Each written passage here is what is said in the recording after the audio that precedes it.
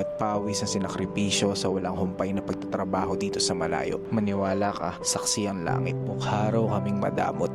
Unang-una, hindi po kami milyonaryo. Kung alam nyo lang na ang bawat araw ng buwan dito ay nagmimistulang petsa de peligro. Binigay na kasi namin lahat para sa inyo. Kahit wala nang matira para sa aming mga sarili, huwag lang kayo makaramdam ng hirap dahil kayo na lang ang natitirang lakas namin. Mukha raw kaming masaya kung alam nyo lang na gabi-gabi kaming nakasilay sa mga larawan nyo. Umaasa na hindi nyo kami kalimutan sa bawat taon na dadaan. Nakakalungkot pero alam kong tatagal pa ng dekada ang labanan. Kung may pagpipilian lang, sino bang gugustuhin tumalon sa bangin ng pagdududa at ng kawalan? Kung kaya lang sanang tuparin ang lahat ng pangarap natin sa Pilipinas, hindi na kami susugal at magpapakahirap dito sa ibang bansa. Pero dahil kayo ang lakas at ang natitirang pag-asa, maninindigan, handa kaming makipagsapalaran at magkubli sa isang matapang at mapanlinlang na kabayan.